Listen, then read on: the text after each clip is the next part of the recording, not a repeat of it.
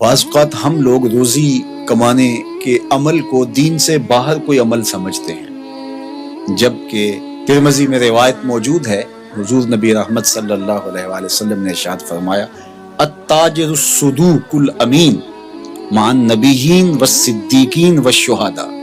سچا تاجر جو امانت دار ہے وہ نبیوں کے ساتھ، صدیقوں کے ساتھ اور شہیدوں کے ساتھ ہوگا، اور جو محنت مزدوری کر کے کماتا ہے الکاسب حبیب اللہ، جو کسب کرتا ہے، محنت کرتا ہے، مزدوری کرتا ہے، کتنا بڑا اعزاز ہے کہ اللہ کا حبیب قرار پائے۔ تو رزق کمانا یہ ہمارے دین میں عین عبادت ہے۔ اللہ کے محبوب علیہ السلام نے ایک موقع پہ ارشاد فرمایا ما ودع فی امرہ فہی صدقہ، جو کمائی کر کے لا کے تو بیوی کے منہ میں رکھتا ہے، لقمہ ڈالتا ہے، فرمایا وہ بھی صدقہ ہے، اس کا بھی تجھے صدقے کا ثواب نصیب ہوتا ہے۔ سورہ الجمعہ اٹھائیے، وہاں جب جمعۃ المبارک پڑھنے کی تاکید کی گئی اور کہا کاروبار چھوڑ دو، اور پھر فرمایا جب تم جمعۃ المبارک کی نماز ادا کر لو پھر اللہ کے فضل کو ڈھونڈنے نکلو۔ اللہ اکبر، تلاش رزق میں نکل پڑو، یہ اللہ کا فضل ہے۔ وَأَقِیمُوا الصَّلَاةَ، نماز قائم کرو، وَآتُوا الزَّکَاةَ، اور زکوٰۃ ادا کرو، وَأَقْرِضُوا اللَّهَ قَرْضًا حَسَنًا، اور اللہ کو قرض حسنہ دو۔ کیا کرم نوازیوں کے رنگ ہیں، خود دے کے اور خود کہتا ہے کہ مجھے قرض دے دو، اور پھر فرمایا کہ میں اس کو لٹاؤں گا بھی، ایسے نہیں کہ جتنا تم نے دیا میرے دیے سے دیا اور پھر میں تمہیں اس کو لٹا دوں گا، کہا دگنا کر کے لٹاؤں گا۔ اللہ اکبر۔ تو یہ اللہ تعالیٰ جل شانہ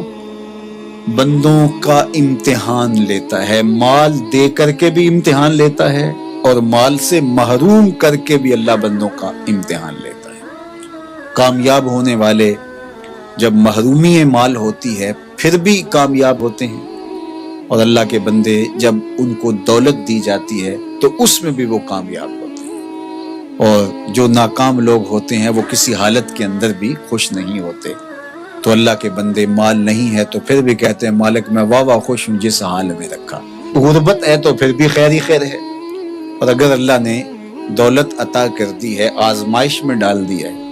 تو پھر اس کو راہ خدا میں خرچ کر کے،